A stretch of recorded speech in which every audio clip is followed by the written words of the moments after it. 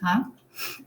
Logo nessa foto aí, vocês já conseguem perceber que os desafios eles vão ser muito diversos de acordo com o sistema de produção que a gente vai trabalhar, né?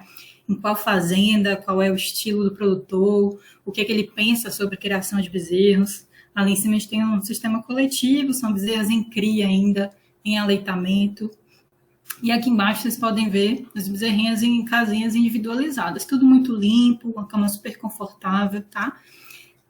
Ambos os sistemas a gente vai ter bastante desafio, isso vai mudar um pouquinho de acordo com as características deles, né? E a gente vai ver isso com o decorrer dessa apresentação, tá? Mas eu quero que vocês tenham a mente muito aberta, para quando vocês entrarem numa fazenda, vocês conseguirem ler essa fazenda e não ir com uma receita de bolo, com algo pronto, tá? O que vocês têm que ter de pronto na cabeça é a fisiologia desses animais, tudo aquilo que vocês estudaram de farmaco, bioquímica, epidêmio, tudo isso vocês vão utilizar. Aquelas necrópsias que vocês fizeram, a parte de patologia clínica, tudo isso vai fazer parte do exame, da investigação que vocês vão fazer nessa fazenda, tá certo? E eu vou pincelar um pouquinho de que forma que a gente vai utilizar isso tudo, né, dentro dos principais pontos relacionados à criação de bezerros, tá bom? Então, por que eu estou falando desse tema, né? Primeiro, situar a gente na importância desses animais para o sistema de produção, né? Elas têm esse bezerrinho aqui contando para a gente o que é que ela espera de uma fazenda. Então, ela já está me dizendo aqui, na primeira chave, que ela é a melhor. Ou seja, esse animal, realmente, ele é o melhor animal da fazenda, se a gente for pensar em genética. Uma fazenda que investe em melhoramento genético, esse animal, ele realmente é o melhor, né? Ele está na ponta ali da produção, né? Então, ela precisa que seja bem cuidada, ela é muito exigente, né? Mais exigente do que os outros animais. Quanto mais puro esse animal for, né, em relação à sua raça, se a gente pensar em bezerro europeu de leite, então vai ter mais exigência em relação ao aporte nutricional, geralmente são animais um pouco maiores na sua fase adulta, então esse desenvolvimento ele tem que ser acompanhado desde da sua fase ali de neonato, né? E se a gente for pensar, na verdade, muito antes disso, na sua programação fetal, na mãe desse bezerro, enquanto ela está gestante, tá? Então, esse animal precisa ser muito bem cuidado, tá? Vocês viram aí o professor Moisés, eu até fico super nervosa, né? Falar depois do Moisés, meu Deus, que responsabilidade. Foi a primeira pessoa, o primeiro professor que me mostrou um pouquinho sobre a forma como a gente trabalha, que é medicina de produção, né? Então, fico super nervosa de estar falando aqui depois dele, porque é uma responsabilidade muito grande. Foi a pessoa que me abriu os olhos para a clínica do jeito que a gente faz, tá bom? Então, vocês viram aí o Moisés falando dos problemas da fase de transição, do período de transição das vacas, aí, que começa já no último terço ali da gestação, né? Então, esse bezerro está ficando prontinho ali na barriga dessa vaca. Os últimos 3 meses de gestação dela são super importantes para o crescimento desse animal. Então, 75% do desenvolvimento fetal vai acontecer no final da gestação, nesse último trimestre. Então, se a gente for pensar, o cuidado com a vaca nesse período de transição não vai impactar somente na saúde da vaca em si, mas do seu bezerro, né, do seu produto, desse animal que vai chegar para a gente como o melhor animal do sistema, tá? E olha só, ela é um animal frágil, né? Então, ela vai ser muito desafiada. Vocês vão ver por que motivo esse desafio é tão grande para esses animais, tá? E ela está me dizendo aqui, olha só, eu sou o futuro da fazenda. Tá? Vocês ainda vão se deparar com muitas fazendas que têm muita dificuldade na cria e recria de animais de leite e acabam comprando quase toda a sua reposição. Isso encarece bastante os custos de produção quando a gente dilui isso no montante final. Imagina só que para você fazer uma bezerra sua, lá dentro da sua fazenda, com um pouquinho de tecnologia, uma inseminação artificial, algo do tipo, você vai gastar aí com ela pronta no momento de inseminar algo próximo aí dos R$2.700, R$3.000, né? E se você for comprar uma novilha pronta para inseminar, você não vai pagar menos do que R$5.000. Então, olha só, uma diferença grande, né? E outra coisa, você está comprando um animal de um outro rebanho, você não sabe que tipo de doença você está trazendo com esse animal, você não tem a menor condição de fazer um escaneamento completo da saúde desse animal ou da vida pregressa desse rebanho. Então, assim, é muito complicado a gente ainda mexer com esse tipo de sistema, né, de compra de animais. Pior ainda, quando a gente já compra animal em lactação para que essa bezerra seja recriada na fazenda. Então, são problemas sanitários que a gente acaba trazendo aí, importantes, se a gente não consegue fazer a nossa própria cria e recria dentro da fazenda, tá bom? Então, olha só, a gente tem alguns pontos aqui muito importantes para prestar atenção, que é em relação ao que a gente vai precisar checar para esse animal viver bem, tá? Então, a genética, poxa, deixa eu pensar, olha só, eu tenho novilhas que vão ser inseminadas, mas eu tenho vacas adultas já no rebanho, que são vacas de segunda, terceira, quarta, quinta cria, né? E elas são diferentes entre si. Olha só, uma novilha, ela está crescendo ainda, você concorda comigo? Vamos fazendo raciocínio aí. Então, a novilha, ela está crescendo. Ela está ali com mais ou menos 70% do seu peso adulto, né? Do seu tamanho adulto.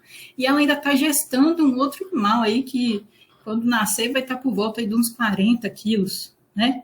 Então, ela está tendo uma demanda energética grande. Apesar de ainda não ter tido uma lactação, ela tem uma demanda energética grande, que é o bezerro, né? E como ela ainda é pequena, a gente tem que pensar em facilidade de parto para esse animal, para essa novilha, né? Para essa nulípara, que vai virar uma primípara quando ela parir essa bezerrinha bonita que está deitada aí do lado.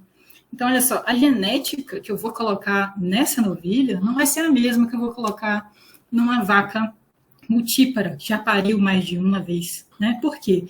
Eu preciso pensar, sobretudo, em facilidade de parto, tamanho do bezerro que o touro vai dar, né? Então, olha só, importante a gente lembrar disso na hora de programar os acasalamentos, né? Seja com touro, ou seja por inseminação, por inseminação, por exemplo, ou transferência de embrião também, né? Pensar um pouquinho e ter cuidado com essas novilhas aí, tá bom? Ou se você tem vacas muito pequenas também, pense nisso, veja estritamente de pelve, se você tem um índice de parto distóxico muito alto. Então, pensa em colocar touros com facilidade de parto, tá bom? Outra coisa, ambiente, onde é que esse animal, onde é que essa vaca, essa novilha vai parir? Onde é que esse bezerro vai cair a primeira vez, né? Em que ambiente, qual a qualidade desse ambiente que você vai fornecer? Outra coisa, você já está pensando na nutrição que você vai dar para essa bezerra? O que você vai fazer com ela? Como é que vai ser a colostragem? Como é que vai ser o alimento dela? Qual o ganho de peso diário que você espera? Porque, olha só, isso tudo vai impactar em que momento essa bezerra vai virar uma vaca produtiva. Então, quanto mais tempo ela demora para ganhar peso, mais tempo ela demora para entrar em reprodução, mais tempo ela demora para começar a se pagar, né? Ela vai pagar os custos dela de bezerro em leite, né? E em mais um bezerro que ela vai produzir lá no seu primeiro parto. Então, dependendo da fazenda e do aporte nutricional que eu posso dar para esse animal, né, se é uma região que tem uma facilidade de fazer alimento na própria fazenda, que a gente consegue fazer conservação de forragem para ter uma diluição dos custos e tudo mais, a gente pode apertar um pouquinho mais a nutrição desses animais. Então, por exemplo, em vez de eu colocar um ganho de peso de 400 gramas por dia, eu posso colocar 800, até 1 quilo, 1,2 kg na fase de cria, né? Isso é muito bom para o animal, isso é muito bom para o sistema, mas, assim, eu não posso dizer que isso é o ideal, né, para todas as fazendas. Você vai ter que ver o seu planejamento forrageiro e ver se você consegue colocar essa carga pesada aí em cima desses animais, tá? Então, tudo assim, a gente vai para o ideal, mas depois a gente volta para o nosso mundo real que a gente tem na mão para trabalhar, tá? Prevenção, eu acho que é o ponto-chave, né? É a gente perceber no decorrer do nosso dia a dia, da nossa andança da fazenda, da forma como os funcionários se relacionam com os animais, né? De que forma a gente pode atuar de forma a prevenir que as coisas ruins aconteçam, né? Então, o que a gente fala muito na medicina de produção é a questão do risco e dos fatores de risco. Então, a prevenção, a gente atua muito nos fatores de risco. Olha só, o risco seria dessa bezerra ter uma diarreia, né? Então, quais seriam os fatores de risco que impactariam nessa bezerra para que ela tivesse realmente uma diarreia? Então, a gente pode pensar em alguns que a gente vai destrinchar mais para frente. Então, a cura de umbigo mal feita, a colostragem mal feita, o ambiente em que ela nasceu muito contaminado com esterco, com fezes, se ela permanece muito tempo com a mãe, se ela não teve uma assistência ao parto, né? Se o ambiente que ela fica é muito sujo, mesmo depois de nascida, lá no seu primeiro mês de vida, se ela fica no curral, tem muita fazenda que faz isso, né? O bezerro nasceu, está muito molinho, não acompanha os outros, então fica no curral aí uns 15 dias, até ficar mais durinho. porque eles esquecem que o curral é o lugar pior para um animal ficar, né? Ainda mais um animal super dependente, muito exigente, né? Em relação à sua imunidade também. Então, olha só, esse bezerro está lá, passou por isso tudo, e são pontos que a gente pode verificar para a gente atuar e não deixar que as coisas aconteçam, que se acontecerem, que seja de forma mais branda, né? E o monitoramento, então eu preciso fazer com que as anotações, elas virem índices, que elas me deem números que eu possa trabalhar em cima desses números, né? Então, por exemplo, imagina que você chega numa fazenda e aí você, junto no primeiro mês com os funcionários, você verificou que a mortalidade no bezerreiro é de mais ou menos 20%, né? No primeiro mês que você estava aí, de 100 bezerros que estavam no bezerreiro, 20 morreram. Então, 20% de mortalidade. Daqui 6 meses, você vai chegar para o proprietário, depois de um trabalho bem duro que você teve, né, de treinamento também do pessoal e de mudanças em coisas focais que você achou. 6 meses depois, você chega para o proprietário e fala, olha só, a gente passou a sua taxa de mortalidade no bezerreiro de 20% para 5%. Né? Então, o monitoramento também é uma forma de você mostrar o seu serviço dentro da fazenda, entendeu? Para ele entender que o que ele está gastando com você, na verdade, não é um gasto. O salário que ele te paga não é um gasto, é um investimento, né? Então, imagina só, se você deixou, se em vez de morrer 20 bezerras, morreram apenas 5, você tem 15 animais aí para reposição, né? Às vezes você pode estar até criando um excedente para que esse produtor consiga vender esses animais, ou então, se ele tem a prospecção de aumentar o rebanho, você vai estar acelerando isso para ele, tá? E, por final, aí a gente pensa no tratamento eficiente das afecções mais frequentes em cada fazenda que vocês forem trabalhar, certo? O tratamento a gente não vai falar muito, porque eu acho que isso é uma ponta lá do final do trabalho veterinário, que depende de muitas coisas antes disso, né? Então, focando aqui nas fases de maior risco para a saúde de bezerros, a gente tem algumas para pontuar, né? Lógico que não vai dar tempo de falar muito bem de todas, mas para vocês terem isso em mente e até na hora do seu planejamento, vocês estratificarem isso muito bem, tá? Então, a gestação, o parto, a primeira semana de vida, ali até seus 5 dias, né? As primeiras 3 semanas, que é o período neonato, que a gente chama, né? Que vai até os 28 dias de vida, e a desmame e a transição. Né? Então, esses pontos são pontos chaves na hora da gente pensar em formular índices ou em fazer atuação focada pensando em saúde de bezerros, certo? Então, olha só, a gestação, se for pontuar uma coisa assim, que é muito fácil da gente ver, até pelo ambiente que a gente está, né? Então, olha só, estresse térmico, estresse por calor no pré-parto. O que acontece com a vaca gestante estressada? Então, ela tem um menor fluxo sanguíneo na glândula mamária, então ela vai ter uma produção de colostro deficiente ou menor, né? Ou aquém do esperado para aquele animal, certo? A placenta também ela vai estar sendo mal nutrida, e lembra que esse é o caminho que o bezerro vai ter para absorver os nutrientes que ele precisa, né?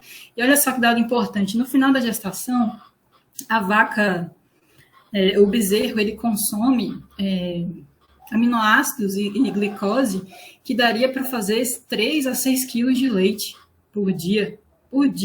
Então, imagina só o aporte de nutrientes que esse animal precisa recorrer através da placenta, certo?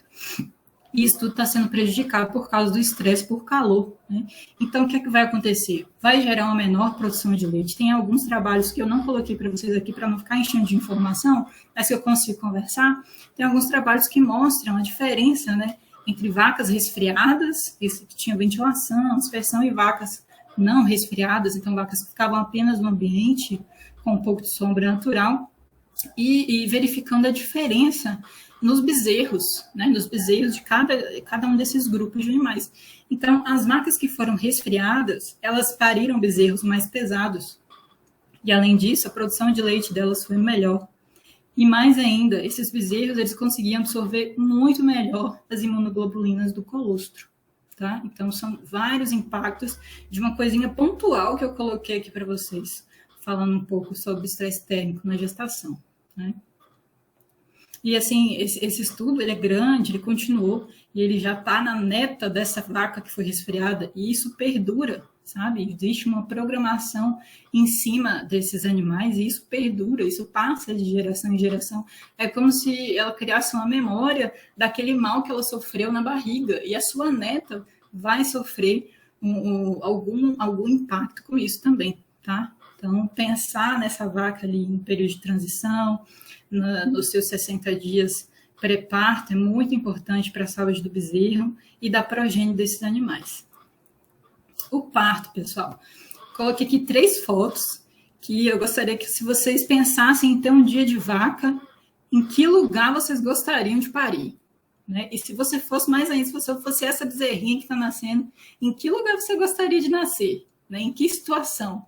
Olha só, essa foto maior aqui mostra para a gente várias coisas que a gente pode pontuar como errado, né? Então, essas vacas, elas estão num score de sujidade um pouco mais alto. Se isso chover, imagina a barrela que vai dar aí, né? Tem uma densidade animal bastante alta. A gente consegue ver até que é uma área sombreada, tem uns eucaliptos ali atrás e tudo mais. Só que olha a condição de higiene desse lugar, né? Então, se isso realmente for a maternidade, né, a gente pode dar uma nota 2 aí, né? Só porque tem um pouquinho de sombra, a gente dá uma nota 2. Né? E, em contrapartida, nas outras 2 fotos, a gente tem 2 situações que podem acontecer dependendo do sistema que a fazenda dotar. A gente pode ter os piquetes maternidade, que é a parte de cima, né, verdinho ali, gramadinho. Então, são piquetes de forragem mesmo, menores, direcionados para as vacas que estão no final de gestação, né? Que a gente chama de piquete maternidade, ou a baia maternidade, que é essa situação de baixo aí. Vocês estão vendo que atrás dessa vaca mais branca tem um freestyle grandão, e aí o funcionário passa observando. A vaca que está com a bolsa exposta, ele leva para essa baia maternidade e começa a observar a cada meia hora. Né? Se essa vaca não pare, se for uma vaca, se não pariu dentro de 1 hora após a posição da bolsa, ele vai fazer o toque via vaginal e vai ver como é que está a apresentação desse bezerro, se precisa ajustar, se precisa ajudar no tracionamento desse bezerro para o nascimento. Né? Madu sabe bem disso, que ela já me ajudou num parto distóxico, né, Madu? Então, é isso que acontece quando a gente tem uma estrutura bacana para verificar esses animais. E pensa muito no depois, né? No auxílio ao parto. Então, olha só, você tinha um funcionário que você treinou, né, que você mostrou para ele quais são os sinais de parto que você quer que ele observe, qual o tempo que ele pode esperar, de que forma ele pode manobrar esse animal e que forma ele pode auxiliar essa vaca e esse bezerro pós-parto. Então, a gente vai pensar em curar o umbigo desse bezerrinho, deixar a mãe secar. Se ela não secar, você vai ter que secar esse animal, né? Se você utiliza a mamada natural do colostro, limpar os tetos da vaca e auxiliar o bezerro a mamar, ou então descongelar o colostro se você tem um banco de colostro e oferecer de forma mais limpa para esse bezerro, ou ainda deixar esse bezerrinho aí no piquete descansando, levar essa vaca para a ordenha ou trazer uma ordenha acessória, ordenhar esse animal da forma mais limpa possível e oferecer esse colostro também ou via sonda ou via mamadeira. Tá? Então, se você tem funcionário treinado, mão de obra bacana dentro da propriedade, pessoas com quem você pode contar, essa é a melhor forma de fazer. Então, o auxílio ao parto ele tem que acontecer. Tá? Não quer dizer que toda vaca você vai pôr a mão e puxar o bezerro. O auxílio ao parto não é isso. É verificar se esse animal precisa de ajuda e fazer os procedimentos no pós-parto. Né? Verificar a saúde do animal, anotar que horas que essa vaca pariu, contar 12 horas para ver se ela expulsou a placenta, ver se não tem mais um bezerro, pode ser um parto gemelar, né? Então, tudo isso aí tem que ficar anotado para o pessoal que colabora com você na fazenda fazer, se não vai estar lá todo dia, né? E aqui a caracterização de algumas maternidades no estado de Minas Gerais em 2007. Eu acredito que isso não tenha mudado muito, pessoal, pela forma que a gente vê o pessoal, os outros colegas veterinários falando das realidades que encontram por aí, né? E quando eu vejo números ruins, eu penso em oportunidade para trabalhar, tá? Porque o básico bem feito já vai mudar muito disso aí. Então, olha só, condição de higiene regular é ruim em 45% das propriedades. O colostro é feito sem interferência, eu vou mostrar que isso é um perigo, né, para a criação de bezerros. O parto não é monitorado, isso também é outro ponto super importante em relação à mortalidade de animais nessa categoria, tá? E a permanência do bezerro com a mãe por mais de 2 dias, né? Isso aumenta muito a incidência de doenças, o desafio que esse animal neonato vai ter nos próximos dias de vida. E aqui que eu vou mostrar para vocês por que a gente precisa tanto desse auxílio ao parto e dessa retirada dos animais do contato da mãe de forma mais rápida possível. Tá? Então, aqui falando, no geral, da mortalidade até 1 ano. Né? Vocês podem ver aqui em cima, mortalidade até 1 ano de idade dessas bezerras. Tá? Até 85% acontece na fase neonatal, né? Que são essas primeiras 3 semanas. E dentro disso aí, até 20% desses, eu tô que nem a Dilma, até 20% desses 85% acontece até 24 horas do pós-parto, né? Então, olha só, o pós-parto imediato, né? É quando eu tô dando atenção, se você tem alguém para olhar esses bezerros nascendo, né?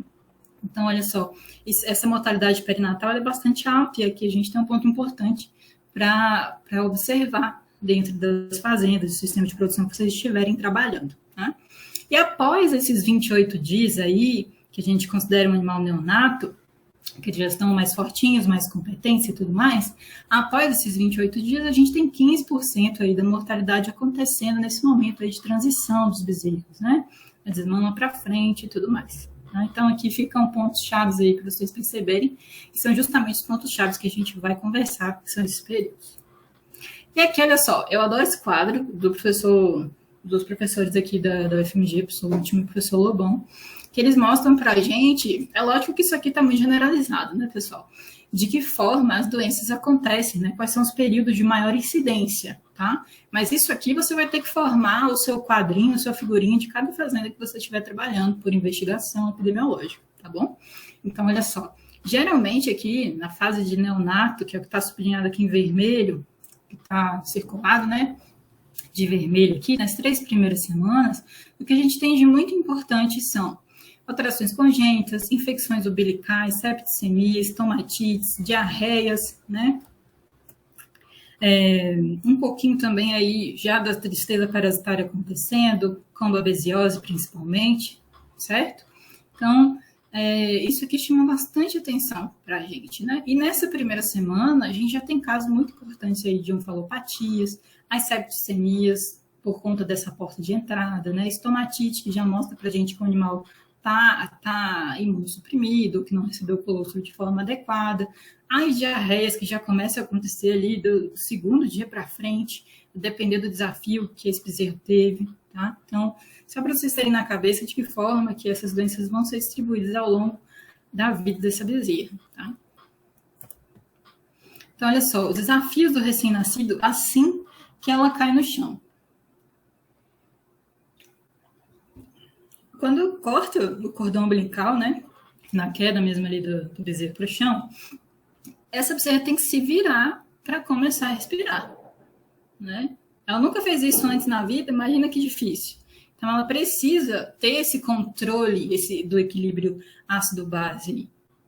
E esse equilíbrio, no primeiro momento, essa dificuldade em respirar, ele dá o start, né, para que a respiração de fato aconteça. Mas esse equilíbrio ele tem que se estabelecer nas primeiras horas de vida, para que o animal se sinta bem, consiga ficar em pé, consiga procurar os testes da vaca para mamar, se for numa situação natural, né?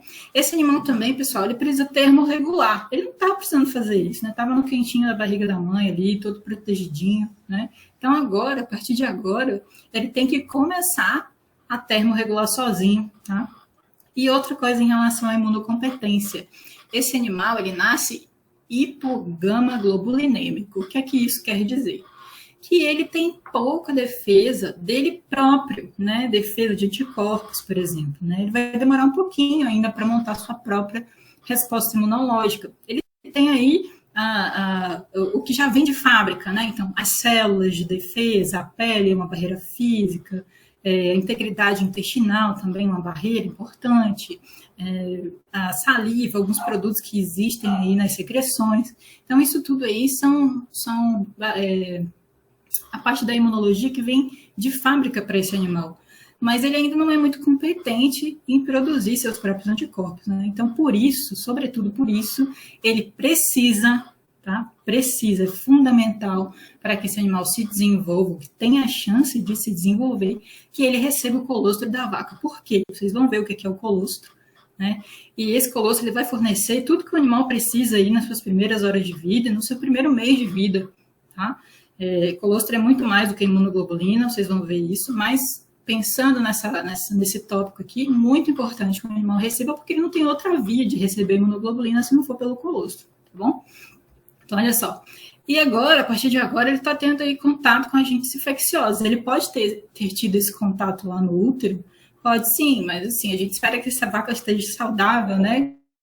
Então, se a gente for pensar, o desafio agora aqui fora é muito maior, né? Então, ele recebe o estímulo antigênico de vários agentes ao mesmo tempo, e a depender do ambiente que ele está submetido, da forma como a gente manipula, da mamadeira que a gente ofereceu, sujo ou não, né? Daquele colostro que ficou ali 5 horas esperando para poder ser fornecido para ele, tá? Isso tudo aí vão ser formas dele ter contato com agentes infecciosos, tá? E ele tem 2 portas de entrada abertas aí nas primeiras horas de vida. Então, que são o umbigo, né? E o intestino. Então, olha só, isso aqui é falando do equilíbrio ácido-base, né? Pensando aí em animais que tiveram parto eutóxico, um parto normal, tranquilo, e animais que tiveram parto distóxico, mesmo que leve, tá? Então, existe uma diferença no equilíbrio ácido-base aí, que regula toda a fisiologia do animal, né? Então, animais que tiveram partos eutóxicos, eles são mais competentes em restabelecer o seu equilíbrio eletrolítico e ácido-base, principalmente o ácido-base nesse momento. E aqui a temperatura, esse gráfico é muito legal, da temperatura retal de bezerros 20 horas após o parto. E aqui a gente já tem 3 graus de problemas, né? Na verdade, o animal normal, que nasceu no parto normal, sem ajuda, sem auxílio, um parto eutóxico. Um animal que teve uma distocia moderada, né? Precisou de algum grau de auxílio, 1 ou 2 pessoas para auxiliar. E de um bezerro que teve uma distocia severa, então ele teve que ter uma tração aí maior para ser retirado, uma manipulação maior, demorou mais tempo no canal. E olha só como esse animal se comporta em relação à sua termorregulação. Ele é muito menos competente, muito menos um animal que teve uma distocia severa, para regular a sua própria temperatura. Vocês vejam aí que geralmente eles demoram em torno aí de 2 horas, né? Um animal aí normal, o azulzinho lá, em torno aí de 2 horas para começar a regular a sua temperatura normal, né? E isso aí vai ser mais grave, mais difícil, mais retardado num animal com distocia severa, que é o pretinho aqui embaixo, tá vendo? E olha só, temperatura super baixa. Então, vocês acham que esse animal vai ter vitalidade para levantar ou para posicionar a cabeça de forma correta, né? Não vai ter, né? Então, isso aí a gente precisa prestar atenção, né? E aí, o que eu pontuo de super importante nesses primeiros dias de vida aí, que é o básico bem feito, tá? Então, umbigo bem curado. Qual é a solução de predileção, a solução indicada, a solução que a gente tem estudo que mostra que realmente é eficiente? É o iodo, pessoal. É o iodo, 5 a 10%, né? Se você puder diluir, dilua para 7%, que é uma solução um pouquinho menos agressiva para a pele desse animal. E faça a cura de umbigo. Eu costumo pedir para que seja feito 2 vezes ao dia, até que o coto caia. Porque aí eu não fico variando de recomendação. Ah, faz 3 dias se estiver chovendo de manhã e de tarde, 5 dias se estiver chovendo de manhã e de tarde, repete. Não. Faz uma recomendação única para todos os períodos do ano, tá? 2 vezes por dia, de manhã e de tarde, até o coto umbilical cair. Não se corta o umbigo de bezerro, tá bom? Põe isso na cabeça de vocês. Não se corta umbigo de bezerro, tá ok? Ah, mas o umbigo tá passando do jarrete, tá arrastando, ele pode pisar, pode machucar. Beleza, dá um nó. Dá um nozinho, amarra de um jeito no próprio umbigo, que ele vai ficar mais suspenso, tá? Mas não se corta o umbigo de bezerro. Por que a gente faz a cauterização química com iodo forte? Tem que ser iodo forte, aquele que mancha a mão, que queima a mão da gente. Então, manusear sempre de luva. Por que a gente faz essa cauterização química? Porque eu quero dessecar esse umbigo. Eu não quero que ele esteja úmido para que as bactérias consigam adentrar. Vocês vão ver quais são os caminhos que elas vão achar ali dentro, elas vão adorar, tá? Colostragem. Eu tenho 6 horas, né? Hoje em dia o pessoal já fala de 2 a 4 horas no máximo para fazer essa colostragem. E eu tenho várias formas de fornecer. Eu posso fornecer o colostro fresco, eu posso fornecer o colostro direto da mãe, eu posso fornecer o colostro via mamadeira ou via sonda, o colostro descongelado, tá? Então, várias formas de fornecer. Veja a forma que mais se adequa à fazenda que você trabalha. E para onde eu vou destinar esse animal? Tá? Então, qual vai ser o próximo passo? Vou tirar esse bezerro da maternidade e vou levar para onde? Em que condição? Certo? E aqui, ó, só para mostrar para vocês a relação da cura do umbigo, né, com a mortalidade e com os tratamentos por diarreia e pneumonia. Então, olha só, bezerros que não tiveram umbigo curado, que é a segunda linha aqui embaixo, eles têm uma mortalidade quase o dobro, né? Não, mais que o dobro do que os bezerros que receberam a cura de umbigo de forma correta. Eles têm maior incidência, né? Eles têm maior incidência de diarreia, né? E eles têm quase 4 vezes mais incidência de pneumonia, tá? Então, a gente precisa fazer esse básico bem feito, certo? Olha só, as perdas podem chegar a 25% no desempenho produtivo quando comparado a animais sadios da mesma idade, tá bom? Então, imagina só, essa aqui é a diferença daquele bezerreiro que a gente começou no início, né? Comentou no início. 20% está morrendo, depois que você melhora a cura de umbigo, isso cai lá para 7%, sem você fazer muito esforço, por exemplo. E olha só, esse bezerrinho aqui, ele recebeu um mata-bicheira no umbigo só. O produtor acha que isso aqui resolve. Ele chama isso aqui de cura de umbigo, tá? Isso é muito por cultura, né? Ou mata-bicheira, ou umbicura, ou pró-bezerro. Tem vários outros aí no mercado que não são testados, não são aprovados, não fazem a função que a gente espera, que é a dessecação e a desinfecção desse umbigo, tá? Então, olha só, esse bezerro aí já tá pensando, né? Putz, comecei mal, né, cara? Umbicura aqui no meu umbigo, o que é que eu vou fazer? Já posso saber que quando eu desmamar, eu vou ter uma pneumonia daquelas bem brava. Então, olha só, pessoal, isso aqui embaixo a gente tem a pontinha do umbigo externo e aqui é adentrando a cavidade. A cabeça desse animal tá para o lado direito, certo? Vocês estão vendo o fígado aqui grandão, bonito, ó. E a cauda para o lado esquerdo, certo? E aqui, olha só, as artérias umbilicais, né? Isso aqui elas vão regredindo, depois vão virar ligamentos aqui da bexiga, junto com o úrico, e a veia umbilical, que vai virar o ligamento aí redondo do fígado, tá bom? Então, olha só, isso aqui, quando o animal nasce, ali nos primeiros dias, isso tem comunicação ainda com o meio externo, tá? Então, eu tenho que ser muito eficiente na cura de umbigo para não deixar que isso aqui vire uma moçaroca de pus e bactéria, tá bom? Então, olha só, tem caminho para ela subir, né? Lembra que isso aqui, há pouquinhos minutos atrás, antes desse bezerro nascer, tinha comunicação aí com as veias, né? Com as artérias, aqui indo direto para o fígado, aqui indo direto para artérias principais aqui do organismo do animal, e isso podendo se disseminar, fazer uma sepse, né? Levar esse animal à morte por conta de uma septicemia, né? Ou fazer um processo localizado aí, que vai levar a aderências e dificuldade no desenvolvimento desse animal, ou até casos generalizados aí de abscessos hepáticos, ou então a disseminação dessas bactérias para articulações, né? Então, olha só aqui os caminhos, né? Se a gente tem uma onfaloflebite, né, que é a inflamação ali da infecção das veias, da veia umbilical, a gente pode ter abscessos hepáticos e sepse, porque isso pode rodar o corpo todo do animal. Se for para as artérias, também sepse, poliartrite, pneumonia, encefalite, né? Se for no úraco, que vai direto para a bexiga, cistites, nefrites. Então, a gente é um procedimento muito simples, né? Para a gente deixar virar essa bagunça toda aí, né? E aqui, olha só, um animal que nasce sem auxílio, né?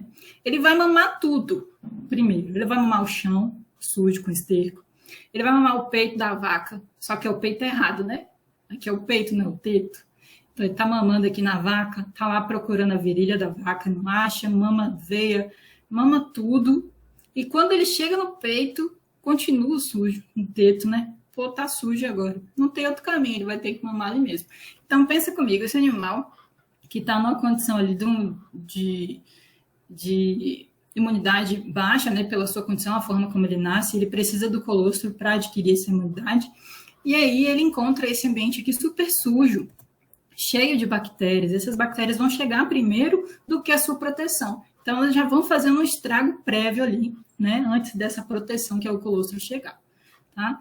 Então, quando a gente pensa aí na ordenha da vaca para retirar o colostro, né, seja para a gente oferecer para o animal ou para armazenar, ou os dois, quando a vaca é muito boa, ela dá colostro para o bezerro e ainda ajuda a gente a guardar para outros bezerros, né, a gente precisa fazer isso da forma mais limpa possível. Tá bom, pessoal? Ah, beleza. Eu não tenho o hábito de ordenhar a vaca na ordenha mecânica, não. Eu faço o oferecimento via manual mesmo, ajudo o bezerro a mamar ali com a mão e tal, vou colocando ele, ajudando, auxiliando. Então, tá bom. Faça a limpeza desse úbere também, desses tetos também, para que o animal tenha acesso a um local limpo, né? Mantenha as vacas num lugar limpo também para que o score de sujidade seja menor e o desafio para esse bezerro seja menor, tá? Mas a melhor forma mesmo de oferecer o colostro é via mamadeira ou via sonda. Por quê?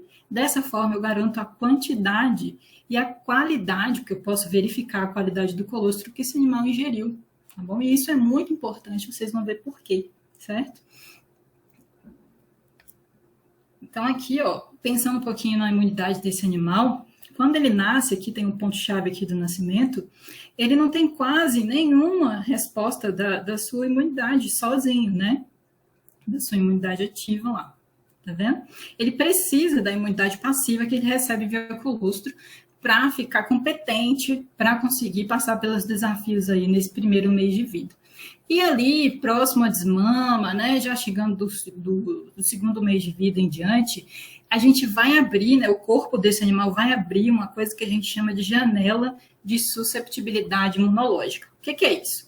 É quando os anticorpos que ele recebeu da mãe via colostro estão caindo e ele ainda não é tão competente em produzir os seus próprios. Então, aqui também é um ponto-chave onde acontecem alguns onde pode ser, a depender do desafio, do ambiente e que a gente oferece para esse animal, que ocorram mais doenças, né?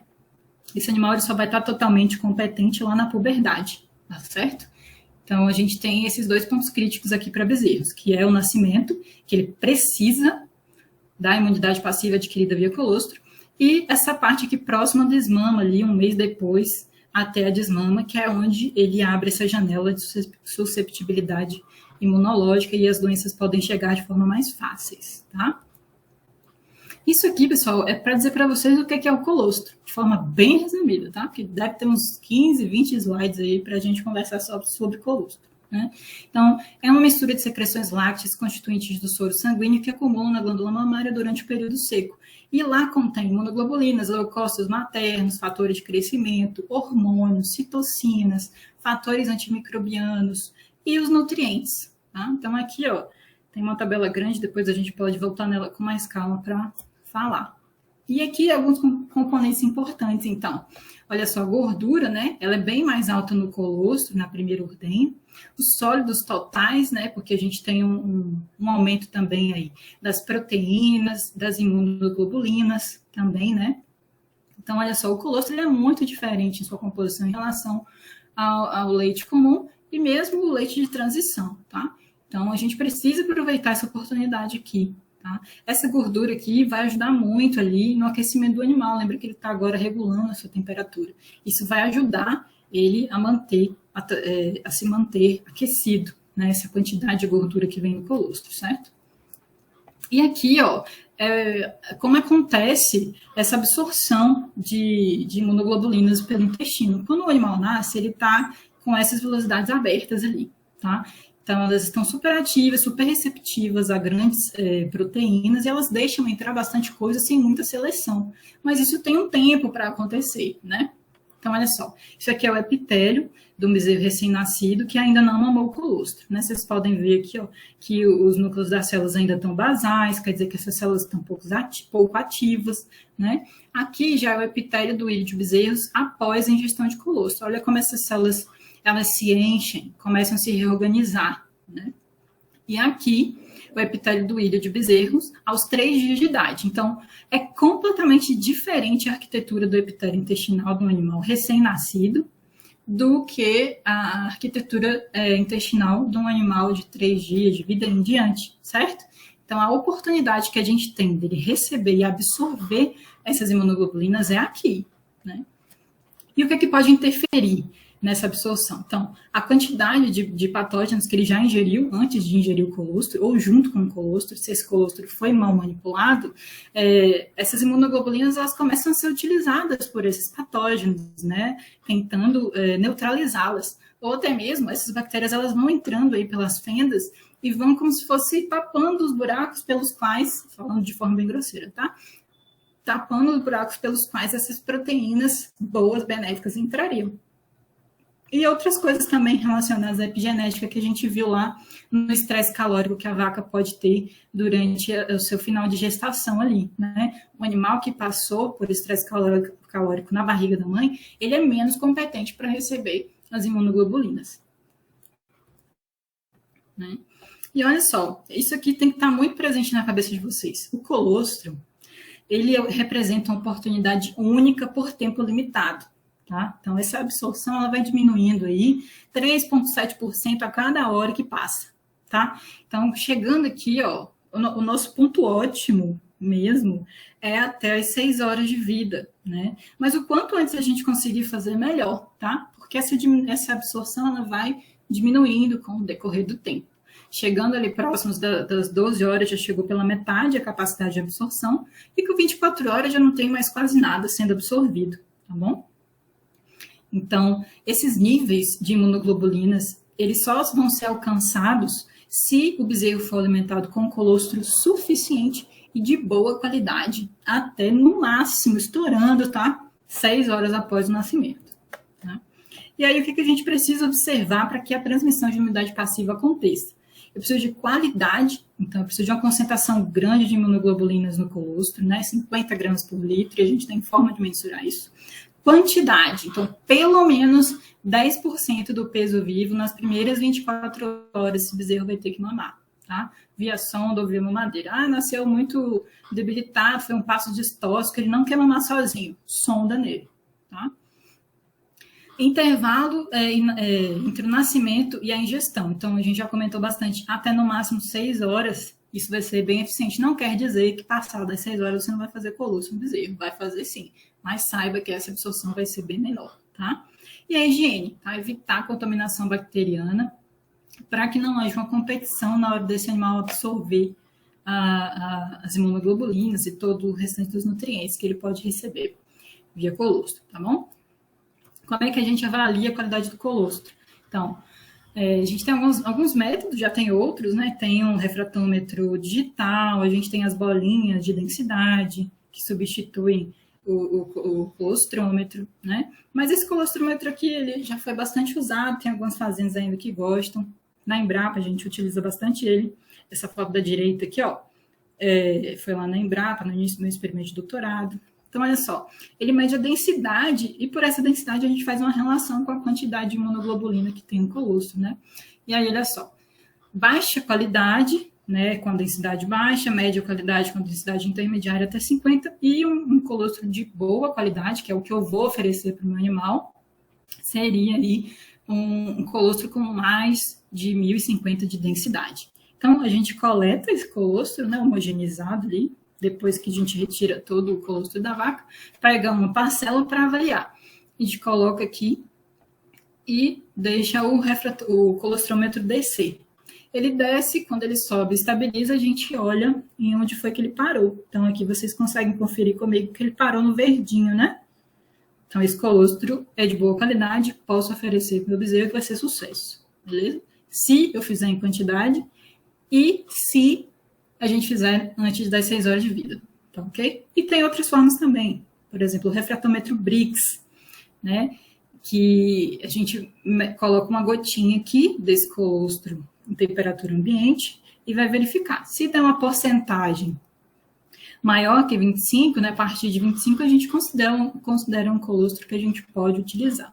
Até uns 2, 3 anos atrás a gente considerava acima de 21. Hoje a gente já considera a partir de 25%, tá bom? Esse refratômetro Brix também vai servir para ver se o bezerro realmente teve uma boa absorção. Isso depois vou contar para vocês como, tá? E aqui é uma alternativa que a gente tem para não faltar colostro na fazenda. Imagina, nossa, tem muita novilha parindo, você ainda não sabe como essa novilha vai ser, né? Essa nulípara vai ser. Então, pode ser que a gente precise fazer colostro. Ofertar colostro de outra vaca para esse bezerro, não fazer colostro, né? Ofertar de outro animal. É uma forma da gente armazenar, fazendo o banco de colostro, tá? Então, a gente coloca naqueles saquinhos Ziploc mais resistente, né? E até 2 litros por saquinho, coloca nas bandejas e põe para congelar. Depois de congelado, a gente coloca aqui assim em pezinho, ó, fica tranquilo. E na hora de descongelar, a gente tem que ter alguns cuidados com a temperatura para não desnaturar as imunoglobulinas, tá bom? Existe também a alternativa hoje em dia do colostro em pó, eu acabei esquecendo de colocar para vocês, mas é uma boa alternativa para fazendas que são um pouco mais tecnificadas e conseguem investir um pouco mais nesse tipo de ferramenta, tá bom? Então, existe o colostro em pó liofilizado, que ele pode ser misturado com leite ou com colostro de baixa qualidade para adensar, e aí você fornece para o bezerro. E aqui, ó, a relação entre mortalidade e níveis de anticorpos fornecidos pelo colostro. Então, olha só, quando o animal sofre falha de transferência de imunidade passiva, ele tem 4 vezes mais chance de morrer até os seus 60 dias de vida, tá? Então, realmente, a colostragem, só pensando em mortalidade, ela é super importante. Fora a morbidade em relação a outras, as diversas doenças, né? Então, aqui é a Thaís, uma amiga que me ajudou lá no experimento de doutorado, mostrando para a gente como é o passo a passo para verificar se esse bezerro, depois de mamar aquele colostro excelente, dentro das 6 horas, por exemplo, ele nasceu com 40 quilos, né? Pesei na balança ou na fita. O bezerrinho nasceu com 40 quilos. Ele mamou ali 4 litros de colostro com o Brix maior que 25. Daqui a 2 dias, eu vou lá, coleto o sangue desse animal no tubinho de tampa vermelha para verificar a proteína total e fazer uma relação com a quantidade de imunoglobulina que ele conseguiu absorver, né? E aí eu posso utilizar tanto o refratômetro clínico quanto o refratômetro de Brix para verificar se esse bezerro teve uma efetiva transferência de imunidade passiva, né? E olha só, aqui é uma tabela mais atualizada que o Dr. Pedro Germano me forneceu, para a gente colocar aqui, para vocês ficarem com os dados fresquinhos, né? Isso aqui são os dados da Alta Cria, que é um sistema de avaliação de bezerreiros no Brasil inteiro, que é quem está gerando para a gente os primeiros dados nacionais em volume, que a gente possa conversar sobre como é a nossa produção de bezerros, né? Então, a gente tem algumas faixas aqui. Então, nível excelente de colostragem é quando o animal tem uma proteína sérica maior que 6,2 gramas por decilitro. E eu quero que 40% dos meus bezerros tenham essa quantidade, né, esse valorzinho aí maior, que é 6,2. Eu não tenho refratômetro clínico, eu só tenho refratômetro de Brix, porque eu já faço avaliação do colostro. Beleza, uso o refratômetro de Brix também.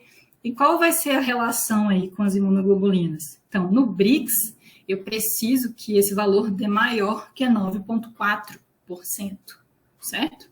E aí a gente vai descendo as escalas e temos a porcentagem que a gente aceita ou espera da quantidade de bezerros em cada categoria proposta, né? Então, bezerros com excelente colostragem, bezerros com ótima colostragem, bezerros com boa colostragem e bezerros com a colostragem ruim.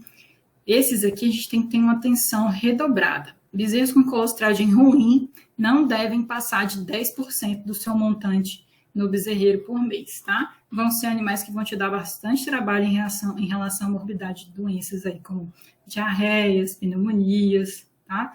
Tristeza. Ambiente, né, pessoal? Olha só que bacana. Esse laranjão aqui, esse carrinho laranja, é da fazenda Eudes Braga. A gente foi visitar, é uma granja leiteira, que aqui significa, quer dizer que o próprio leite que é fabricado lá, né, produzido lá pelas vacas, ele é utilizado na própria propriedade para beneficiamento lá dentro mesmo. Então, ele tem um laticínio dentro da propriedade, por isso chama granja. E lá, nesse lugar, ele tem uma preocupação muito grande com biossegurança. Então, no bezerreiro só entra um funcionário e a roupa que ele usa fora do bezerreiro, ele não entra com ela no bezerreiro. E só ele tem acesso às bezerras, tá? E o carrinho para transporte desses animais é exclusivo. Então, não é o mesmo carrinho que você rapa esterco do curral, não é o mesmo carrinho que você pega silagem para colocar para as vacas. É um carrinho exclusivo para transporte de bezerras nascidas, né? E aí a gente tem outras formas, né? Nem todo lugar é tão bacana assim. Esse aqui é esse bezerrinho aqui cobertinho. Embaixo é no meu experimento de doutorado, tá? Não era o ideal, mas era o possível, o melhor possível, né? E aqui em cima, uma carrocinha também que era exclusiva para o transporte dos bezerros, isso aqui numa fazenda aqui na região de Formiga, perto do Lago de Furnas aqui. Então, pelo menos você tem que diminuir a infecção, né, o desafio desses animais aí, o primeiro contato com o ambiente externo, até levar esse bezerro para o seu lugar de origem, o bezerreiro, né? Então, olha só, diversos ambientes aqui e várias formas de acomodar os bezerros nas suas primeiras semanas de vida. Esse aqui de cima do cantinho, azulejado de branco, é o bezerreiro da Fazenda Eudes Braga, que tem o carrinho laranja lá, tá vendo? Olha a qualidade da limpeza desse lugar. Esse bezerrinho tinha nascido de manhã, a gente ia chegar de tarde para a visita, né? Aqui a gente já tem outros sistemas coletivos, aqui nessa ponta de baixo e no oposto. Então, os bezerros ficam juntos, né? Desde o primeiro dia de vida, eles vão sendo colocados nesses bezerreiros coletivos, ou então individualizados em forma de casinha, ou em forma de casinha suspensa dentro de galpão. Tem várias formas de a gente fazer. O importante é que aconteça como está aqui nessas fotos. Extremamente limpo, independente do ambiente que a gente possa fornecer, né? Do tipo de estrutura, na verdade, que a gente vai fornecer, tá bom? E aí a gente já passa para as primeiras 3 semanas de vida. Pessoal, vocês vão me dando um ok em relação ao tempo aí, porque eu não estou acompanhando no relógio. Então, aí isso, na verdade, é desde quando o bezerro nasce, né? Mas para a gente fazer de uma forma mais didática aqui. Então, olha só. A gente tem alguns pontos aqui chaves, né? Então, a alimentação. O principal alimento desse bezerro nas primeiras 3 semanas de vida é o leite. Leite de boa, excelente qualidade, tá bom? O bezerro não é muito competente para digerir outros alimentos nessa fase, certo? Ele precisa de uma adaptação à dieta sólida para começar a ingerir em quantidade para que a gente consiga, daqui de um tempinho, substituir e fazer desmama desse animal, né? E por que isso? Porque o rumen precisa crescer e precisa se adaptar, né? A imunidade, então depende da imunidade passiva que recebe pelo colostro, ele vai desenvolvendo aos poucos a sua própria imunidade, né? Ele vai tendo seus primeiros desafios, vai montando a sua resposta, né? E a gente tem um probleminha em algumas fazendas aí que é a alta incidência de diarreias, né? Principalmente nessa fase da vida do bezerro, nas primeiras 3 semanas, que é a fase neonato, né? E o ambiente, ele pode ser um desafio importante em relação aos agentes infecciosos, ele pode fornecer ou não conforto, né? Vai depender muito da gente, do que a gente consegue mexer nesse ambiente. E a gente pode promover alguns comportamentos mais comuns dos bezerros. Então, a gente tem, por exemplo, bezerreiros coletivos a partir de uma certa idade, a gente promove essa interação, a gente forma grupos de bezerros que vão conseguir desempenhar o seu comportamento normal, eles ficam mais inteligentes, são vacas mais inteligentes, menos medrosas no futuro, né? Então, o bezerro coletivo tem algumas vantagens também, tá bom? Essa interação é benéfica para a vaca no futuro também, né? E o que é que a gente tem de objetivo básico aqui? A gente for pontuar para começar a trabalhar. Então, mortalidade menor que 5%, tem alguns lugares que trabalham com mortalidade menor que 1%, né? Sonho da vida. Baixa ocorrência de doenças, né? Principalmente aqui nesse ponto, nessas 3 primeiras semanas, a diarreia, que é um ponto sim, que incomoda bastante a gente, né? As onfalopatias também. Parâmetros para desmamar, então eu já estou pensando, né, em como é que eu vou avaliar esse bezerro daqui a um tempo para desmamar. Então eu vou acompanhando aí o ganho de peso, a altura de cernelha, o consumo de alimento, né, principalmente concentrado. E aí, o que é que eu tenho que pensar? Olha só, a alimentação desse animal tem que ser de qualidade, tem que ser um leite de qualidade. Eu tenho algumas opções. Eu posso fornecer o leite integral, né? Posso fornecer o leite de descarte, posso fornecer um sucedâneo, posso fornecer uma mistura disso, né? Então, a gente tem que pensar o que é viável para cada propriedade em relação a custo também, tá bom? O concentrado, ele tem que ter algumas características que eu vou mostrar em foto para vocês. A água tem que ser de boa qualidade. Tem muito produtor ainda que acha que bezerro não bebe água. Bezerro novo, neonato, não bebe água, isso é uma mentira. Bebe sim, né? E o volumoso, ele tem que ter um pouquinho de capim, de feno para mastigar. Eles procuram por isso, tá? A inclusão é muito baixa, é cerca de 4 a 7% da matéria seca, né? Mas precisa sim, tá? Instalação vai variar demais de acordo com a região que você for trabalhar ou com a facilidade de conseguir materiais para fazer, né? Então, a gente vai ter uma infinidade aí. piquete coletivo, casinha, bezerro tropical, baia em galpão, tá? Tem uma infinidade. Sanidade, né? O que tem o que a gente pontua de principal aqui? Infecções umbilicais, né? Lógico, as diarreias, as pneumonias já começam nessa fase, né? Principalmente se a gente não curou o umbigo direito, né? Ou se a gente teve um caso severo de diarreia, essa pneumonia ela pode chegar mais cedo, né? Porque esse animal desidrata bastante e quando ele perde fluido, ele fica mais difícil de limpar o seu sistema ali respiratório e aí vão se acumulando poeiras, agentes irritantes, tanto físicos como químicos e os próprios agentes infecciosos, né?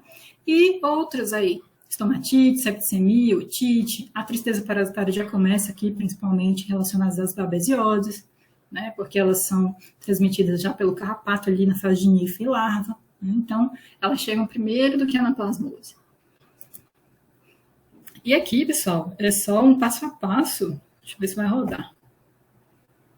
Aqui é o bezerro mamando com colostro, né? Tem uns que fazem de forma voluntária, facilita a nossa vida. Se não tivesse mamado assim, ia para a sonda. Esse aqui é um bezerrinho também de 1 semana bebendo água. Então, bezerro neonato bebe água sim, tá? É só ter água de qualidade que eles vão beber sim. Lembra que o animal jovem ali, ele tem muito mais água no seu corpo do que um animal adulto, então ele precisa manter isso, certo? Então forneça água limpa, fresca, troca água todo dia, de preferência de manhã e de tarde, certo? E aqui o terceiro é um bezerrinho com acesso ao concentrado, a gente coloca esse concentrado desde o 2º dia de vida, tá? E eles comem sim, eles têm interesse, eles vão observando os outros mais velhos do bezerreiro, fuçando ali na comida, eles vão tendo interesse, tá? Acham estranho, babam bastante. Vocês vão ver que quando a gente pesa, né, a comida, no outro dia está até mais pesada do que no dia anterior que a gente colocou. Por quê? Porque eles salivam bastante em cima desse alimento. Então, precisa trocar, tá? Precisa trocar esse concentrado. Aí você me pergunta, pô, eu vou trocar o concentrado, vou jogar fora isso? Não, coloca para categorias menos exigentes. Pode colocar para os bezerros de recria ou para as novilhas, né? Então, você pode utilizar esse concentrado, se não tiver mofado nem nada. Pode utilizar para outras categorias menos exigentes. Mas o bezerro precisa dessa estimulação frequente e alimento limpo, água limpa, tá? E aqui é o que a gente fala de oferecimento de ração para bezerro. Então, a gente tem algumas formas e algumas coisas que a gente precisa observar. Então, a granulometria, então, o tamanho das partículas. A gente dá preferência para grãos maiores, menos quebrados, né? Ou peletizados, porque os bezerros vão ter um maior interesse. E essa atividade física no rumen favorece o seu desenvolvimento, certo? Então, dessa forma aqui, é o que a gente espera de granulometria para bezerro, principalmente aí na fase onde ele está tendo contato inicial com esse tipo de alimento. Tá bom? Isso aqui vai ser benéfico também para o desenvolvimento ruminal dele, certo? E mantenha limpo, mantenha coberto. Se for um bezerreiro que está no tempo, mantenha pelo menos os coxinhos de comida e água cobertos, tá? Aqui, pessoal, vou comparando alguns sistemas, né? Esses dois essas fotos são de fazendas diferentes e os dois têm sistema de aleitamento artificial via alimentador automático. Então, cada bezerro tem um tagzinho, vocês estão vendo aqui, ó, na orelhinha deles, esse botão a gente chama de tag ou botão, e quando ele entra, tá vendo que só cabe um bezerro aqui, né? Quando ele entra, esse tag é lido e aí dispensa uma quantidade de leite para esse bezerro. E tem a programação lá de quantas vezes, de quantos litros ele pode mamar até formar o total que ele precisa naquelas 24 horas, tá? E aí a gente tem uma exigência menor de quantidade, observe bem, quantidade de mão de obra. Porém, a qualidade da mão de obra aqui, galera, tem que pegar pesado, viu? Porque o cara vai ficando preguiçoso, a pessoa vai ficando preguiçosa, porque já diminui uma atividade que demora bastante tempo, que é a parte do aleitamento, né? E aí ele vai deixando de mão a observação desses animais, certo? Então, a gente precisa ter pessoas bem qualificadas para mexer. Quanto mais simplificado o sistema, mais qualificada as pessoas precisam ser, né? Para trabalhar, principalmente com bezerros. E a observação aqui é diária, tá? Diária. Dificulta um pouquinho, porque o sistema é coletivo, né? E a gente tem que ir lá tentar individualizar um pouco esses animais para fazer a inspeção de saúde deles. Aqui, olha só, diferenças de dois sistemas novamente. Os sistemas são muito parecidos, são gaiolas suspensas, um é dentro de um galpão e o outro tem cobertura também, cobertura, o telhadinho, né? Só que, olha só, a primeira galera aqui não tem nada de cama, não tem nada para eles se aninharem, para se proteger do frio, né? Então, olha só, você também que estão com a cabecinha marcada em vermelho aqui?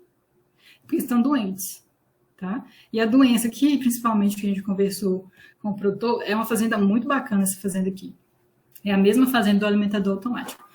Que a gente conversou com o produtor. O problema aqui realmente era a diarreia. Esses bezerros ficam aqui até 15 dias e depois passam para o sistema coletivo que vocês viram lá. Então, pessoal, as diarreias estão contando para a gente diarreia e pneumonia também, que ele falou que quando sai daqui e entra para o coletivo, alguns já vão com pneumonia.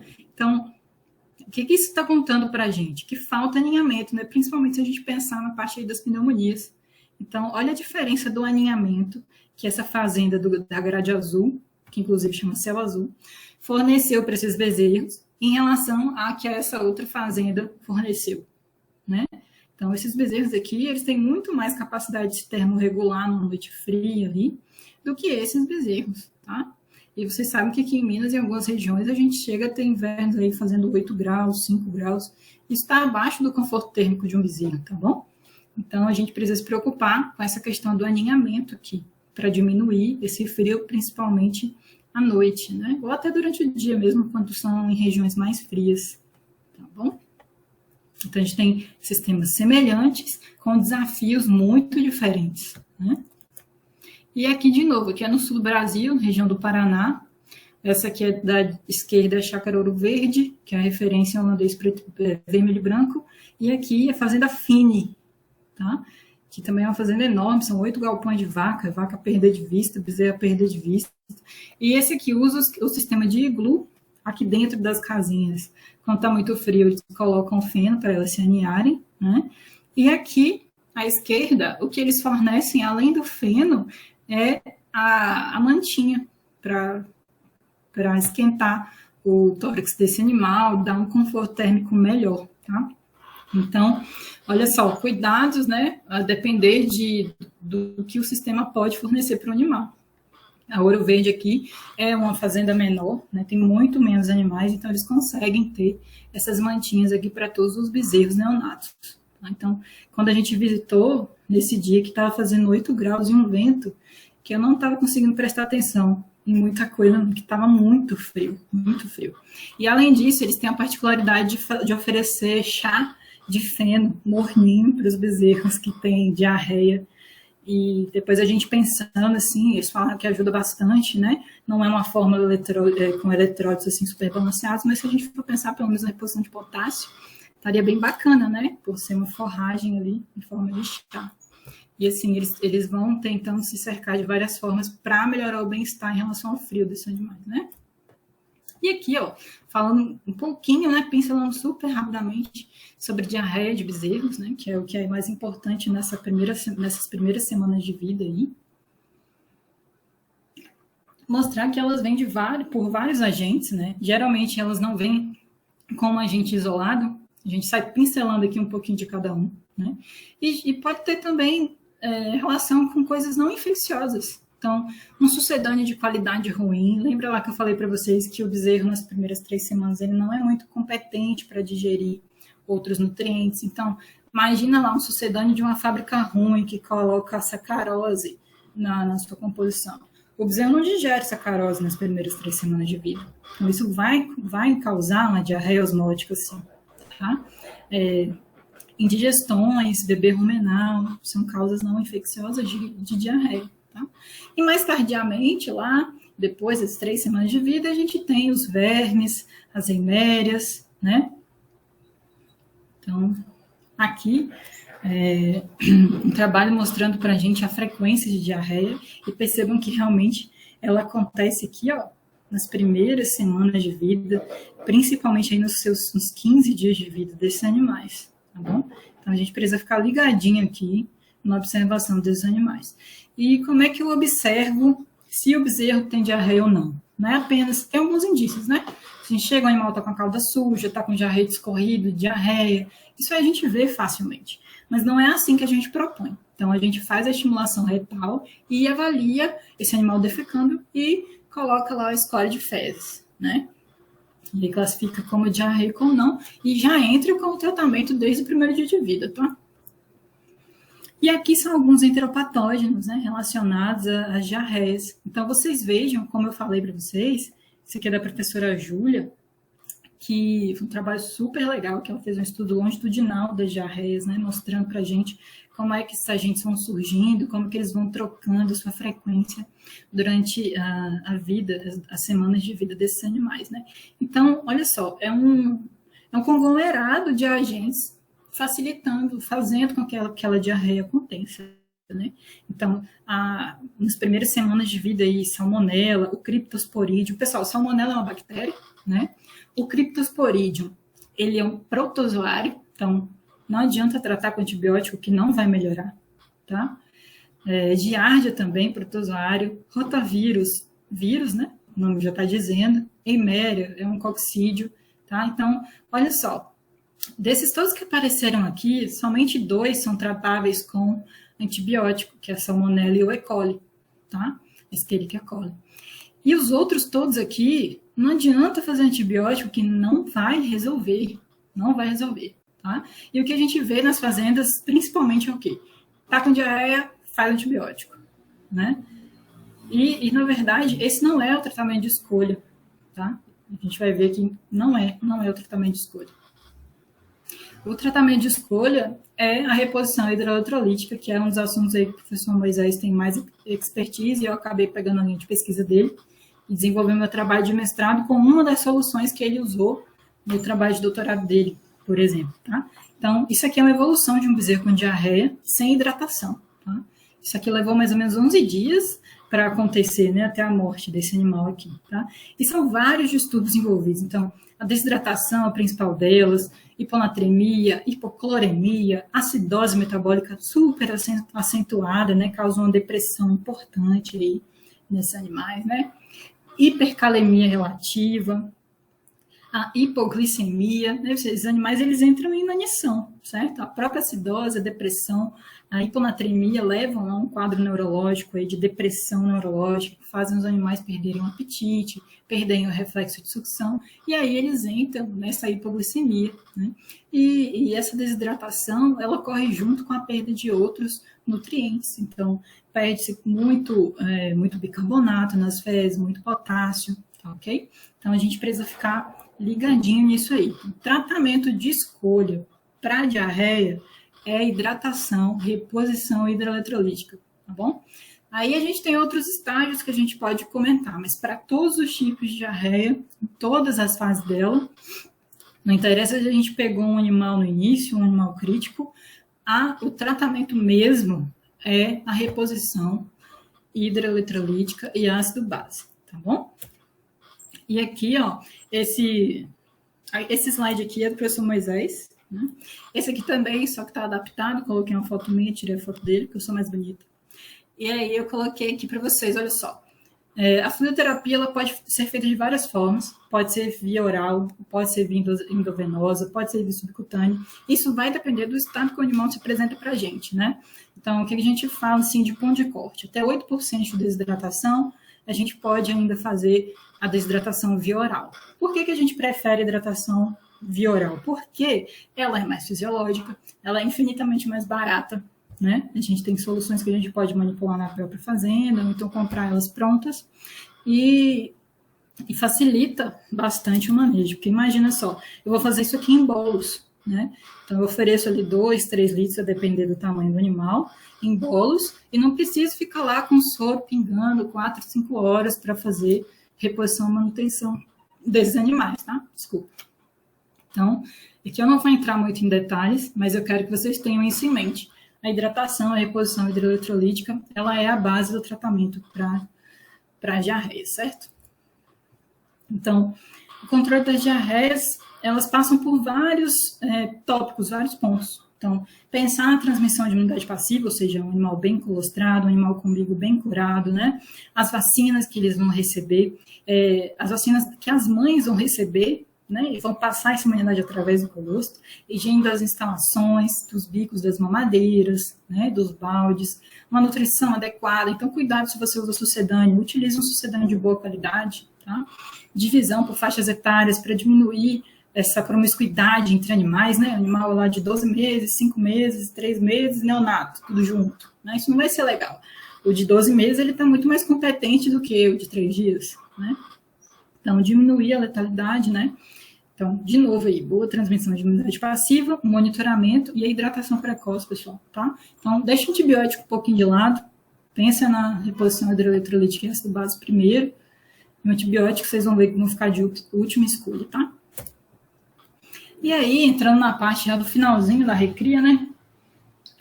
Então, a gente falou lá do animal dentro da barriga da mãe, do animal na primeira semana, animal neonato, e agora a gente está passando para o animal que está saindo do bezerreiro, que vai para a transição, né? Então, a partir daí, a gente tem outros fatores de risco associados, a gente tem o estresse da desmama, esse animal ele vai parar de ser observado diariamente, como ele era no bezerreiro, né? Pelo menos a gente esperava que fosse no bezerreiro. Agora, ele está mais susceptível ao contato com carrapatos, né? A dieta dele não vai ter uma granulometria mais alta, vai ser geralmente uma ração farelada, e isso pode predispor à inalação dessas partículas muito finas e predispor doenças respiratórias também, né?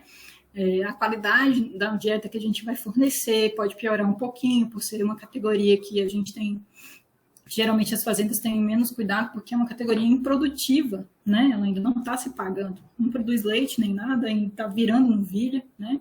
Então o pessoal não tem tanto apreço por essa categoria, às vezes ficam em piquetes menores, né, ruins, de qualidade ruim, né? Então, outros problemas vão surgir aqui, tá? Então, doenças respiratórias, as hemerioses, né? Tristeza parasitárias, verminoses, esses que vão ser nosso ponto-chave daqui para frente, né, em relação a doenças. E aí eu penso, pessoal, que a nutrição ela precisa estar muito bem ajustada desde onde o animal nasce, tá? Então, o planejamento nutricional ele tem que ser muito bem feito.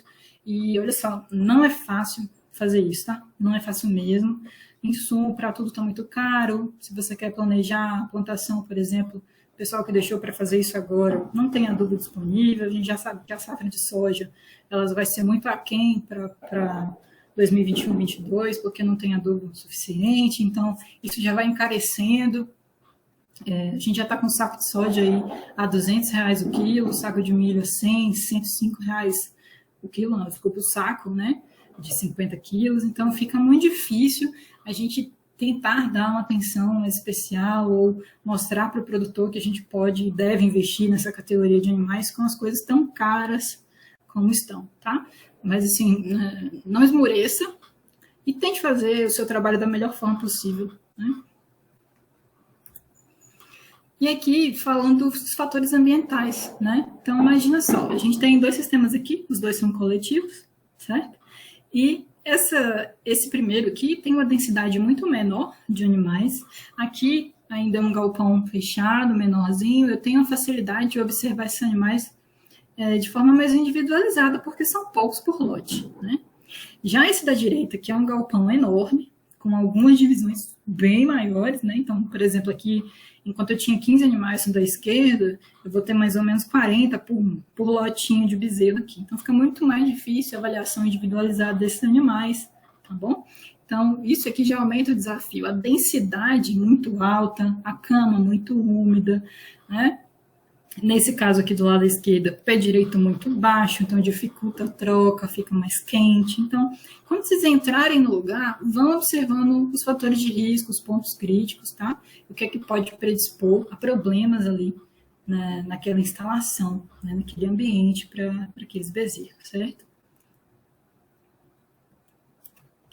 Aqui já é outro tipo de sistema, né? Bezerreiro tropical. Ou argentino, que a gente não sabe por que chama argentino, porque não existe esse tipo de bezerreiro na Argentina, mas tudo bem. Então, a gente chama aqui de bezerreiro tropical, tá? Então, aqui, pessoal, os animais eles já têm mais contato com carrapato, né, com moscas, né? Esses aqui, ó, muito mais mosca, né, do que carrapato. Então, possivelmente, o problema desses bezerros aqui em relação à tristeza parasitária vai ser, na verdade, com a anaplasmose, né?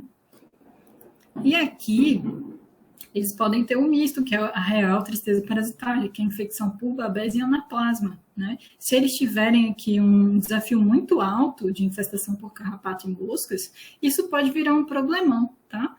Se a gente tivesse a oportunidade de conversar mais, eu ia conversar com vocês por que é melhor que o animal tenha contato com os agentes no início da sua vida, do que depois na desmama, na transição, ou quando é adulto, né? Mas, assim, a gente tem que cuidar com o desafio em relação aos ectoparasitas para esses animais. E aqui também, ó, outro lotinho coletivo, né, piquetes maiores, aqui tem muito mais arborizado, esse da bolinha aqui, muito mais arborizado do que o outro, né, então a gente já pensa que o estresse térmico para os animais da esquerda vai ser muito maior do que para os animais da direita, tá? Então, a gente já vai pontuando coisas aqui, a gente já vai olhando o score de condição corporal, já vai vendo que esse da direita aqui, ó, apesar de ter uma condição ambiental um pouquinho melhor, ele já tem animais aí de flanco vazio, pelo arrupiado, né? Já demonstrando alguns sinais de que não estão bem, tá? Então, o proprietário relatou para a gente que tem um problema importante com tristeza parasitária aí na recria. E aqui, pessoal, é só para mostrar para vocês os agentes da tristeza parasitária, que é o principal problema no Brasil aqui em relação à recria, né? Juntando com as pneumonias, a tristeza fica aí como um dos principais problemas, principalmente na recria, né?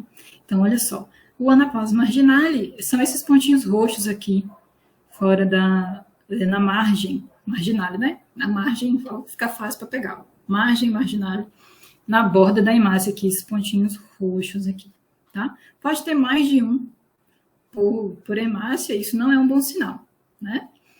E aqui embaixo, as duas babésias, né? Tem um macete também para quando a gente olhar no microscópio saber quem é quem. A babésia bovis e a babésia bigêmina. As duas são muito importantes. A bovis ela é um pouco mais patogênica do que a bigêmina, porque ela faz uma babesiose cerebral, aquela babesiose nervosa, que vocês veem em livro, lá, patologia e tudo mais.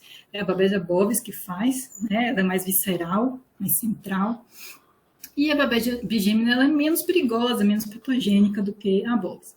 A bovis, ela tem um nomezinho pequenininho, né? Então, ela é a menor babésia, tá? Então, se a gente esticasse esses merozoítos aqui, se a gente esticasse eles não extravasariam da hemácia virtualmente, né? Pensando assim, virtualmente. Eles não extravasariam, não romperiam a hemácia, né? E a bigêmina, a babésia bigêmina, big grandona, né? Então, quando a gente abre ela, né? Os dois merozoítos aí, quando a gente abre, ela extravasaria da hemácia. Então, só para a curiosidade de vocês, na hora de observar no microscópio, quando vocês tiverem mais experiência, vocês vão perceber isso facilmente. É tranquilo de diferenciar. E por que a gente precisa diferenciar bovis de bigêmina? Né? O anaplasma está fácil. Mas por que a gente precisa diferenciar bovis de bigêmina? Porque, como eu falei, a bovis ela é muito patogênica. Se eu achei uma bovizinha na lâmina, corre para tratar esse animal ontem. Tá? Mas se eu achei, sei lá, 3 por campo de bigêmina, aí sim eu vou pensar em tratar esse animal. Né? Vou olhar o hematócrito, vou olhar a clínica e associar. A bovis não, vi uma, não interessa em quantos campos, vi uma, em um campo só, trato. A bigêmina a gente ainda é mais tolerante com ela antes de tratar, certo? O diagnóstico é feito através do exame físico, né? Lógico. E os exames complementares confirmam para a gente quem é quem e de que forma a gente vai tratar.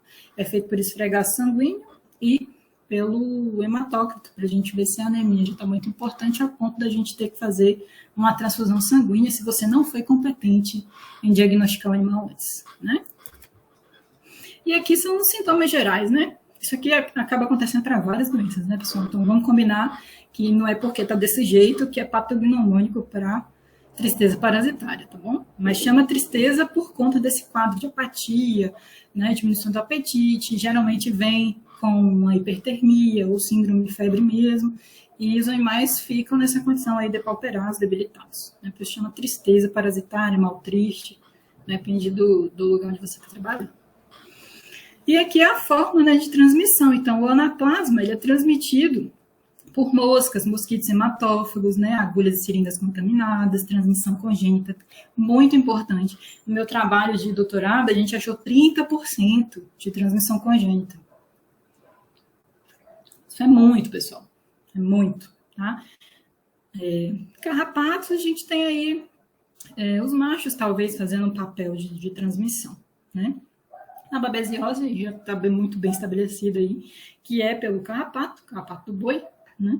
E a transmissão desse agente nos carrapatos, né? Transmissão transavariana, e a bovis, ela já está pronta para ser transmitida desde quando, com as larvas já, né? Do carrapato. E a bigêmina, ela demora um pouquinho mais para ficar pronta para ser transmitida, então depende aí de uma fase mais avançada do carrapatinho. Então, tem que ser ninfa e adulto para transmitir a bigêmina. Então, olha só, o bovis, ele pode ser transmitido na primeira semana. Então, ele caiu lá na maternidade, tem uma densidade alta de vacas, as vacas estão super infestadas por carrapato, e aí o bezerro pegou carrapato lá na primeira semana. Então, ali, por volta ali da sua primeira, segunda semana de vida, essas larvas, elas já podem estar transmitindo a Babesia bovis para o animal. Então, já pode acontecer na primeira, segunda semana de vida desse animal, né? A bigêmina já vai levar um pouquinho mais de tempo, porque precisa ser ninfa, quase adulta, para conseguir transmitir. E o anaplasma, ele tem um período de incubação maior, de 21 a 32 dias, depende da cepa que vai estar rodando lá no rebanho. E aqui é para mostrar para vocês como essas curvas, né, do hematócrito, que é o volume globular que diz para a gente sobre anemia, que está em vermelho aí, e da parasitemia, que é a forma como o parasita, no caso aqui o anaplasma, ele se comporta dentro do sangue, da corrente sanguínea do animal, né, infectando aí as hemácias. Então, olha só, o pico de parasitemia, então, quando o animal está super parasitado, tem muito anaplasma circulando, ele ocorre antes do hematócrito baixar até o seu ponto máximo, né? Então, a gente tem que ser eficiente em entrar com o tratamento antes desse pico de parasitemia, tá, pessoal? Porque senão depois fica muito difícil a gente restabelecer esse animal.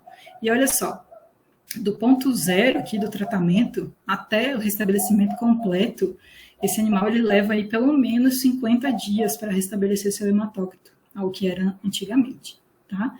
Então, assim, é um período de convalescência longo, né? Isso aqui atrasa muito o desempenho do animal quando a gente deixa que a anaplasmose ela chegue num estado mais grave, né? Que esse animal sofra bastante com essa doença. Então, a gente precisa ser muito eficiente no diagnóstico, tá bom? Então, passando rapidamente para as doenças respiratórias, que são aí outro carro-chefe da recria, né? A gente tem aí diversos agentes, né, que participam desse complexo, que a gente chama de complexo da doença respiratória, né? Desde vírus, a condição do hospedeiro, né, que vai desenvolver ou não a doença, né? Então, a gente tem ali, se a gente for falar de agente, então são vírus, bactérias, parasitos, tem agentes químicos também, né, gases, ou agentes físicos irritantes, poeira, né? Então, isso tudo vai predispor a esse hospedeiro ter ou não o complexo de doença respiratória. Isso depende muito da condição imunológica desse animal, do mecanismo de defesa, em que parte da vida ele está. Então, se ele está naquela período da janela imunológica ali, janela de susceptibilidade, ele está mais propenso, né? Vocês concordam comigo?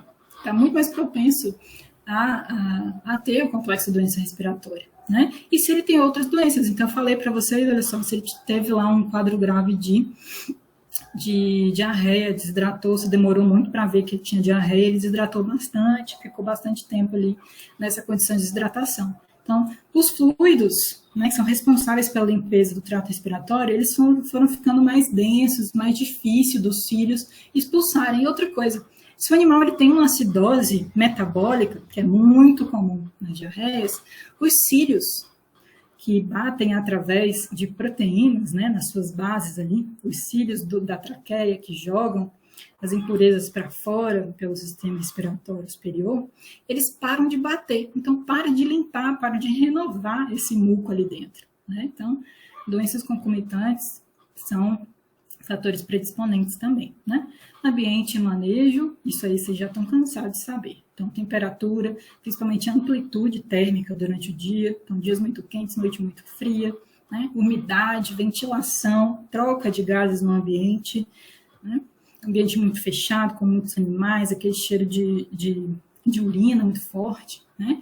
Nutrição, densidade animal, a desmama, de que forma ela foi feita, se foi abrupta, se foi traumática, né? O reagrupamento é um momento muito estressante, eles são 2 semanas que geralmente o animal fica para ressocializar, para entender o ambiente novo, tem muita competição nesse momento, tá?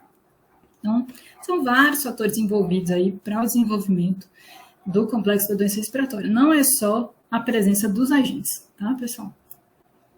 E aí, de novo, falando de fatores de risco, né? Então, estresse, desidratação, esse bezerro da foto aí, vocês estão vendo, tá sob uma chuva intensa, ele não tem onde se esconder, vai ficar molhado por um longo período, vai sentir mais frio, porque vai ser difícil achar um lugar para se esquentar, porque a grama tá baixa, ele não tem onde se aninhar, nem onde se secar, né? Então, vários outros fatores de risco, estresse, anemia. Então, um animal que passou por um quadro de tristeza parasitária, ele está mais propenso a desenvolver uma doença respiratória, né? Essa amplitude térmica aí, presença de agentes irritantes, né? E a porta de entrada através dos vírus, por exemplo, né? Vocês vão ver que muitas bactérias, quando vocês forem estudar isso, muitas bactérias, elas são comensais. Então, elas estão ali no trato respiratório só esperando um desequilíbrio, uma desbiose para elas conseguirem fazer a festa, né? Então, se a gente deixa que os vírus tenham uma condição de se replicar e destruir esse epitélio aí superficial, as bactérias elas têm mais condição de entrar, por exemplo, né? E aí os sinais clínicos também, clássicos, mas eu quero que vocês entendam, quando a gente vê sinal clínico de doença respiratória, praticamente já é tarde demais. Esses animais já vão ter um envolvimento grande, a gente tem outras formas de avaliar, além dos sinais clínicos, tá? Mas, assim, de forma geral, né, dispneia, taquipneia, tosse, extensão do pescoço, buscando ar, né, porque é difícil respirar, a febre, hipertermia, né, a apatia, é difícil comer. Eu perdi os vídeos que eu tinha aqui, no animal com pneumonia e um animal sem pneumonia se alimentando, né? É muito diferente, ele tem que parar, ele não sabe se ele respira ou se ele come. Tá? Então, até isso fica mais difícil. Né? A presença de estertores pulmonares na auscultação, a presença de corrimento nasal único bilateral. Tá? Isso tudo aí vocês vão achar no exame físico. E isso vai ser um exame físico tardio de uma doença respiratória. A gente tem outros métodos de avaliação que a gente consegue ver o que seria o que a gente chama de subclínico, né? Quando a gente precisa de um exame complementar. Então, através da ultrassonografia, por exemplo, que é mais fácil da gente ter acesso do que o raio-x, né? Então, a ultrassonografia tem uma correlação muito boa com o padrão ouro, que é o raio-x. A gente pode utilizar para predizer doença, ou para monitorar tratamento, ou para verificar a incidência de doença no bezerreiro em cada época do ano, ou para ver se as medidas de prevenção que você está tomando estão sendo eficientes, né? Se o combate, né, aos fatores de risco está sendo eficiente, tudo isso através da ultrassonografia. É uma ferramenta muito bacana que a gente pode utilizar. Hoje, geralmente, fazendas boas têm um ultrassom, né, que precisam dele para a reprodução, e esse mesmo ultrassom que a gente usa na reprodução, a gente pode usar para fazer os diagnósticos de pneumonia, né, desse envolvimento pulmonar, tá bom? E assim, fechando, pessoal, o que a gente teve nessa conversa hoje, falando um pouco do monitoramento, né, dessa criação de bezerros. Então, vocês viram que não tem nada de fantástico, nada de fenomenal, nada demais, é só fazer realmente o básico bem feito. A gente fica em 3 pontos principais, que é o 3 ou 4, né, que é a cura de umbigo bem feita, a colostragem no tempo certo, na quantidade certa, na qualidade certa, né? O ambiente que esses animais vão ser submetidos e a mão de obra, tá? Que vai cuidar desses animais. Tá? E aí a gente vai entrando pela nutrição, pelos índices, né? E tudo mais. Tá bom? Então, a gente utiliza desses índices zootécnicos e epidemiológicos para verificar o nosso trabalho, saber como anda fazendo, o que a gente precisa melhorar. tá? A gente entra com um olhar abrangente dentro de cada sistema de produção, procurando fatores de risco e atuando pontualmente neles, certo? E aí a gente parte para a parte mais fina da medicina de produção, que é o diagnóstico em si das enfermidades, a utilização dos exames complementares para nos ajudar nas tomadas de decisão.